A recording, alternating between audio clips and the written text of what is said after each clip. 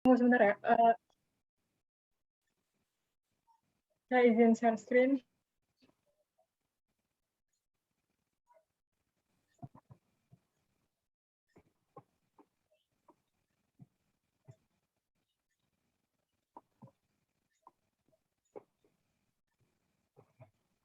Baik, sebelumnya karena Mbak Jihan selaku matulan pada hari ini, mungkin bisa digantikan oleh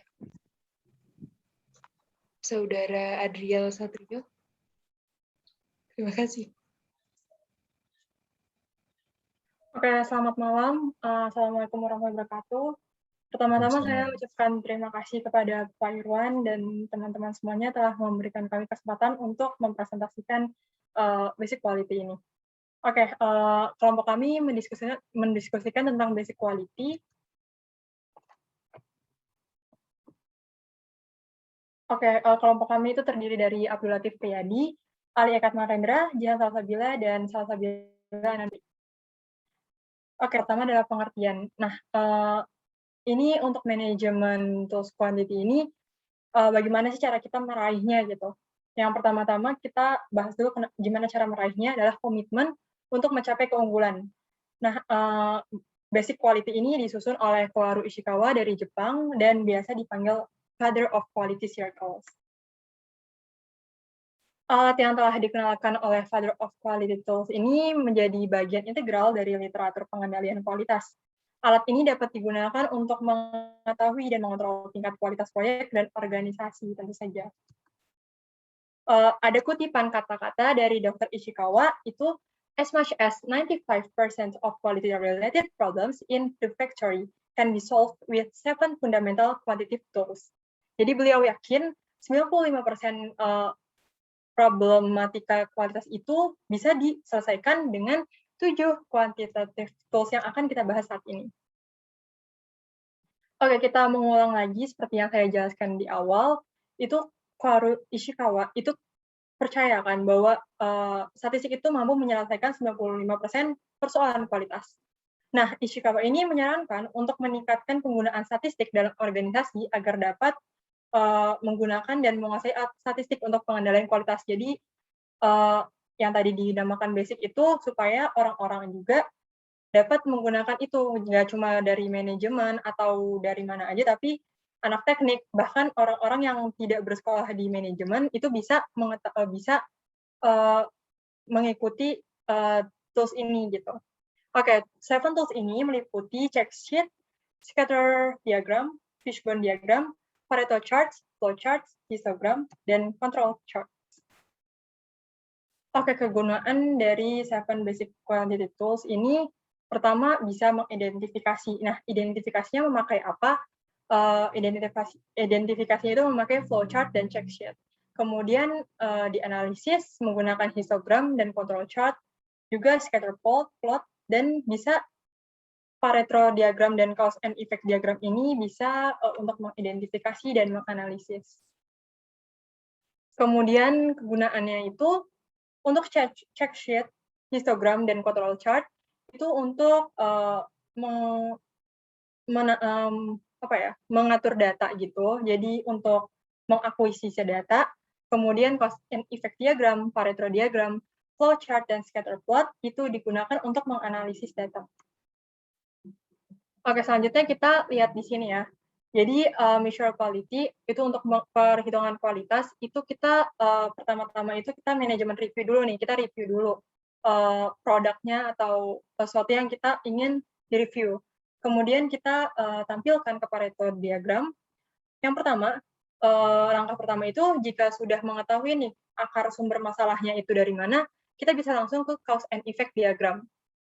Tapi kalau misalnya kita masih bingung nih, apa sih sumber masalah dari ini nih, problematikanya apa, kita bisa ngelihat dari analisis data dulu, maksudnya dari check sheet, control chart, histogram, atau scatter plot. Nah, dari situ kita bisa tahu kan apa sih akar masalahnya itu, kemudian baru bisa dianalisis pakai cause and effect diagram. Dari cause and effect diagram, kita bisa mengetahui solusi dan dapat mengaplikasikannya. Kemudian kita dapat mengontrol setelah diimplementasikan, kita bisa mengontrol Dan tidak sampai situ, kalau misalnya ada kendala lagi, problematika lagi, kita kembali lagi ke atas. Kemudian kita masuk ke PDCA. Nah, kenapa sih kita bahas PDCA, menyinggung dikit tentang PDCA? Ini karena ini berhubungan banget sama basic quality tools ini. Yang pertama, pelopor dari PDCA ini adalah Walter Shewhart. Beliau itu ngambil konsep Kaizen untuk menjabarkan proses yang berjalan hingga tiada akhir untuk mencapai zero defect. Nah, gimana sih kenapa beliau memikirkan ini? Itu dia dapat dari Perang Dunia Kedua gitu. Kunci dari perbaikan ini itu tuh pemainnya gitu, pemain kunci yang mana beliau bisa membangun budaya kerja mendukung perbaikan berkesinambungan. Oke, PDCA itu apa sih? P itu adalah plan atau perencanaan. Nah, di sini itu kita untuk mengidentifikasi masalah dan membuat rencana. Kemudian do, pelaksanaan. Itu menguji rencana kita, apakah rencana kita itu berhasil gitu. C, itu cek atau pengecekan. Jadi setelah di-do, setelah dilaksanakan, kita cek nih, ini berhasil nggak sih rencananya? Kemudian act, tindakan, implementasi dari rencana. Jadi kalau misalnya menurut pengecekan itu, oh kita udah bagus nih, udah kayaknya udah bisa diimplementasikan, kita kemudian ke act. Dan ini nggak berkesinambungan, jadi terus-menerus gitu. Selanjutnya mungkin akan dijelaskan oleh Saudari Caca. Saudari Salsabila maksudnya. Ya, jadi yang selanjutnya adalah korelasi antara Seven Basic Quality dan PDCA Cycle, di mana sebenarnya Seven Basic Quality dan PDCA Cycle ini saling berhubungan ya. Seperti yang dilihat dalam tabel itu, 7 basic quality itu pertama dapat digunakan untuk plan atau merencanakan sesuatu. Jadi di mana kita pertama kali dalam melakukan sesuatu itu harus problem identification. Kita bisa menggunakan flowchart, cause and effect diagram, check sheet, Pareto diagram, histogram, scatter plot, dan juga control chart. Kemudian kita do atau mengimplementasikan solusinya tadi. Lalu yang ketiga adalah plan check, di mana kita akan mengecek dari rencana awal kita melalui proses analisis yang dapat digunakan menggunakan cause and effect diagram, check sheet, Pareto diagram, scatter plot, dan juga control chart. Kemudian kita plan act itu melakukan langsung kita melakukan aksi terhadap rencana kita, merupakan solution development. Peralatan yang bisa digunakan yaitu flowchart dan juga scatter plot. Dan yang terakhir kita bisa mengecek hasil akhir atau result evaluation, di mana kita bisa menggunakan check sheet, Pareto diagram, histogram, scatter plot, dan juga control chart.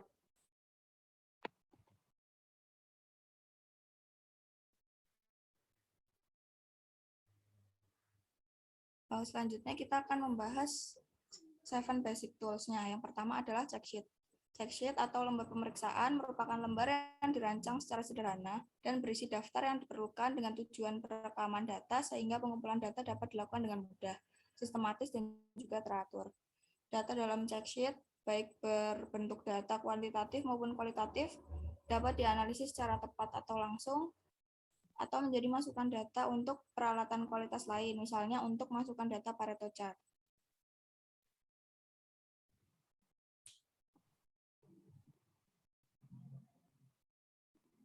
Yang kedua, ada scatter diagram. Scatter diagram atau diagram pencar merupakan grafik penampil sepasang data numerik pada sistem koordinat kartesian dengan menggunakan satu variabel pada setiap sumbu untuk melihat hubungan kedua variabel. Apabila kedua variabel itu berkorelasi, titik koordinatnya akan jatuh sepanjang garis atau kurva. Dan semakin baik korelasinya, titik-titiknya itu akan semakin berdekatan dan membentuk sebuah garis.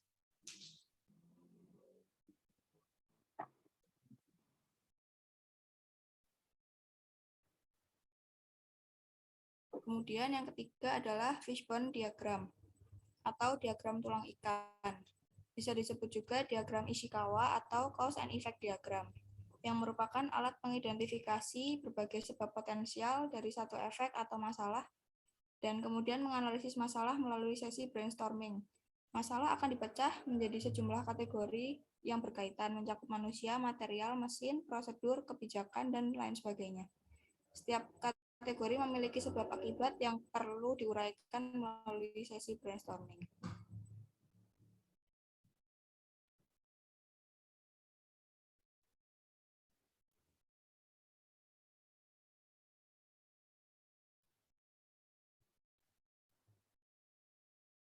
Kemudian ada Pareto chart yang merupakan bagan berisi diagram batang dan garis.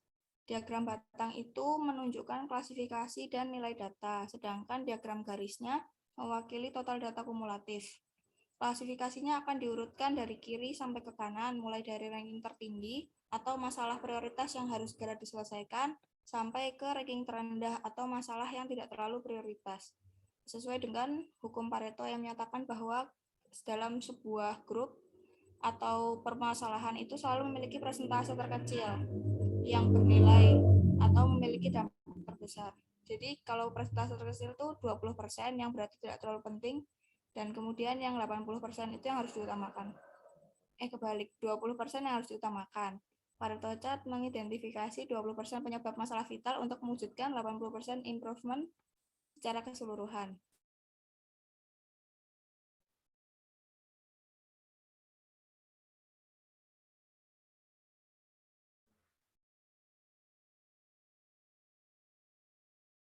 Kemudian ada flowchart atau bagan arus yang merupakan alat bantu untuk memvisualisasikan proses suatu penyelesaian tugas secara tahapan dengan tujuan analisis, diskusi, komunikasi, dan juga dapat membantu menemukan wilayah perbaikan dalam suatu proses.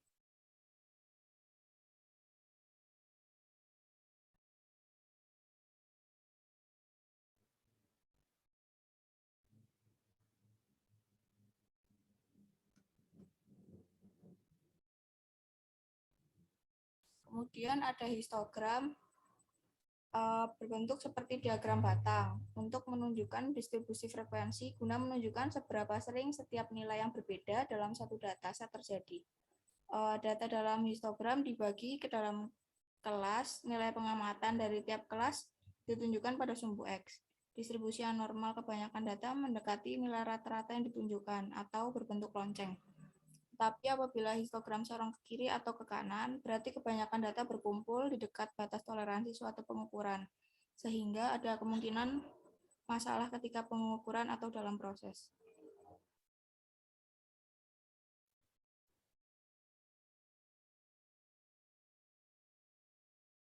Kemudian yang terakhir ada control chart, merupakan sebuah peta yang digunakan untuk mempelajari proses perubahan dari waktu ke waktu.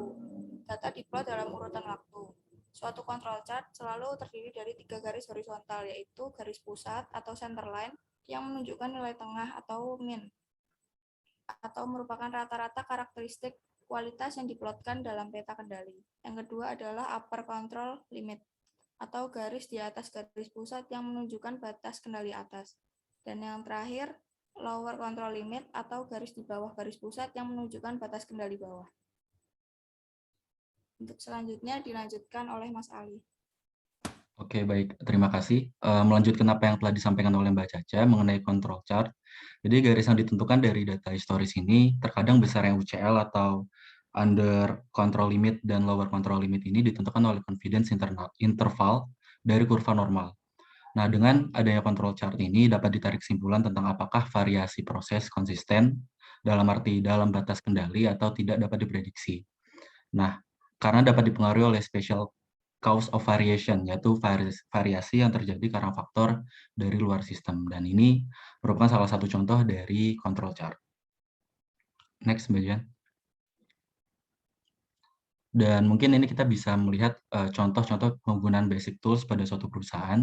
Seperti yang tadi sudah disampaikan Mbak Jihan dan Mbak Salsabila di awal, bahwa check sheet ini itu digunakan untuk mempermudah bagi user untuk melihat data-data yang terjadi di lapangan. Nah, pada contoh penggunaan check sheet ini dilihat bahwa di sini ada type of defect atau jenis-jenis kecacatan, seperti ada broken stitching, itu jahitan rusak atau wrinkle kerutan, dan jenis-jenis kerusakan lainnya. Di sini juga di count ada berapa aja kecacatan dari setiap jenisnya, dan end up-nya itu kita total per defect-nya, itu ada 181 defect. Ini untuk yang check sheet. Kemudian selanjutnya contoh penggunaan basic tool selanjutnya, Mbak Jian. Dan ini ada scatter diagram seperti yang tadi sudah disampaikan juga. Di sini kita ada 2 sumbu, di mana masing-masing sumbu itu memegang satu variabel, di mana di sini ada hubungan antara absensi dengan tingkat kerusakan pada suatu perusahaan. Mungkin next, Mbak Jian.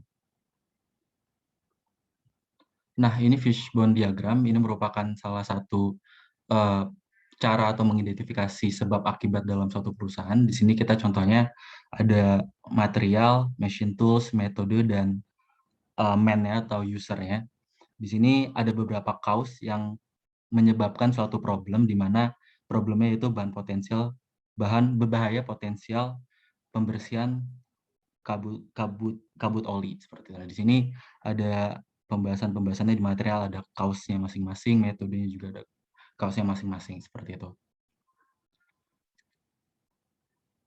Kemudian ada Pareto chart. Jadi di sini Pareto chart ini memperlihatkan klasifikasi dari nilai data dan ada juga garis yang mewakili total dari kumulatifnya. Nah, di sini merupakan salah satu contoh Pareto chart pada utang suatu perusahaan, di mana pada batangnya ini itu merupakan biayanya dalam satuan miliar, tapi sini konversi dalam persen, di sini ada 11% untuk pilotnya, kemudian ada bank negara 10% sampai dengan oktan kendaraan. Kemudian di sini ada kumulatifnya. Oke. Nah, kemudian ya lanjut ke flowchart-nya, Mbak Jen. Nah, selanjutnya ada salah satu flowchart dari suatu perusahaan. Di sini ada flowchart dari manufaktur, di mana di awal ini ada beberapa fasilitas, tenaga kerja, bahan baku, data, dan dana, dan end up-nya itu menjadi produk jadi untuk konsumen, kemudian informasi, dan dana. Nah, di sini untuk arus titik-titik ini merupakan arus data dan informasi, di mana pusatnya nanti itu semua akan terintegrasi dengan sistem informasi akuntansi. Dan tentunya di sini juga ada step-stepnya seperti membeli bahan baku, yang memproduksi produk jadi, menyimpan hasil produksi, bahkan mengirimkan produksi ke konsumen, itu juga ada korelasinya dengan pendukungan operasi.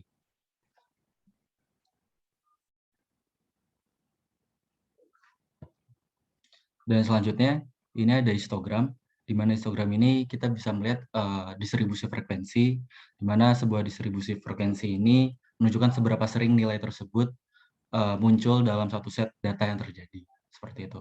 Nah, ini merupakan histogram dan poligon frekuensi dari pengeluaran untuk iklan pada tahun 2015 di suatu perusahaan.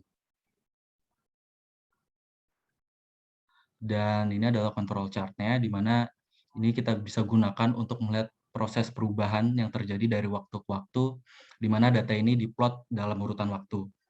Di sini kita lihat ada UCL dan LCL-nya, under center line-nya dan lower control limit dan under control limit-nya, di mana ada beberapa data yang melebihi dari under control limit-nya, di mana untuk data yang di atas ini under control limit-nya itu sebesar 36,61 dan data yang bawah itu 1,87 seperti itu. Dan tentunya seperti yang juga dijelaskan dari kelompok sebelumnya, bahwa UCL dan LCL ini kita tentukan oleh data confidence intervalnya. Nah, itu dari kurva normalnya seperti itu.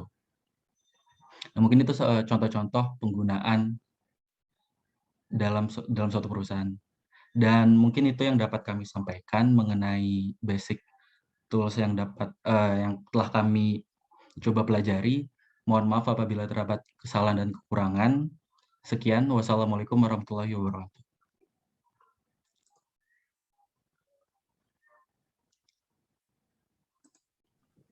Ini selanjutnya dikembalikan kepada Mbak Rebecca. Record-nya, Mas Ali.